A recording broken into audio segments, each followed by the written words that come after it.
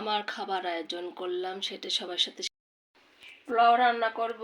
পোলাওর চাউল এটা ধুয়ে নিছি, সুন্দর সুন্দর রান্না হবে আজকে আমার বাসায়। দেশি মুরগির ঝোল হবে আলু দিয়ে, মুরগির রোস্ট। একটা রান্নার পিছনে কিন্তু আমাদেরকে অনেক শ্রম দেওয়া লাগে, প্রত্যেকটা কাজেই শ্রম দিতেই হবে। আসসালামু আলাইকুম, সবাই কেমন আছেন? আমি ভালো আছি আলহামদুলিল্লাহ। ঠিকঠাক মতো দেখার চেষ্টা করতেছি।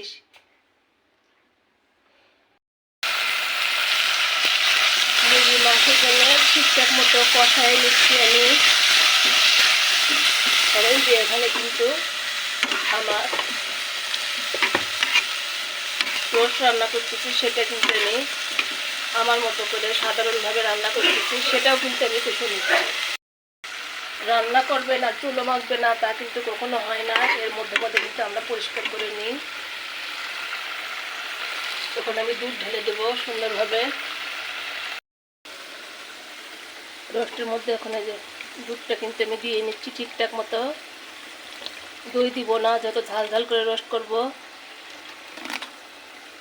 আর এই যে এখানে যে দেশি মুরগি রান্না করতেছি, এখানে কিন্তু আমি দুধ দিব না, যেহেতু আলু দিয়ে ঝোল করবো এটা পাতলা করে। আর বেরেস্তা তো করাই লাগবে, যেহেতু আমি পোলাও রান্না করতেছি। আপনার মুরগির মাংস দেশি বেরেস্তা লাগে কিন্তু প্রত্যেকটাতে দিতে, সেই জন্যই করা।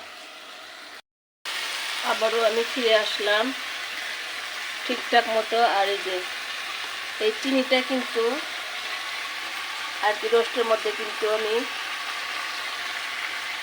স্বাদের জন্য দিলাম, মিষ্টির জন্য না, যাতে একটু ভালো একটা স্বাদ আসে, ওই জন্যই দেওয়া। আর এই যে হাতাকে বলেন, ছল্লি বলেন, খুন্তি বলেন, এটাকে আমি ফুটেনি হাতা বলি আমি, কিন্তু এটা দিয়ে ভালো লাগতে পারি, অনেক ভালো লাগে নাচতে।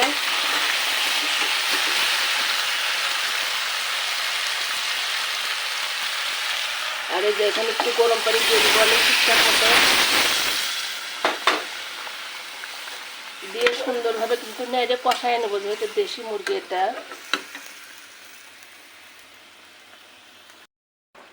রান্না আমার হয়ে যাওয়ার মধ্যে সেটাই সবাইকে দেখাচ্ছে। এটা কিন্তু আবার হাজব্যান্ডকে আমার রাতে ভর্তা করে দিতে হবে।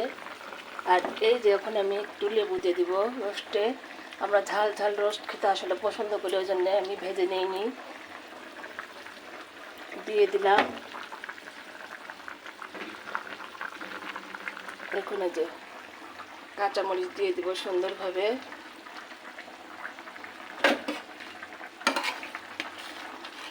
দিয়ে নাড়াচাড়া করলাম একটু, যেহেতু হয়েই গেছে আমার মুরগির মাংসটাও হয়ে গেছে। এখন আমি অফ করে দিব।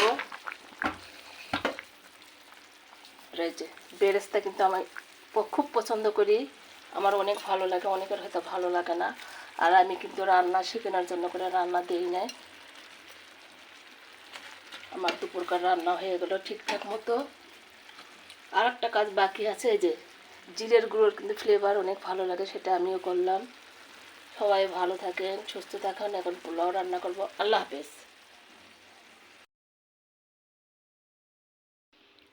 আমার খাবার আয়োজন করলাম, সেটা সবার সাথে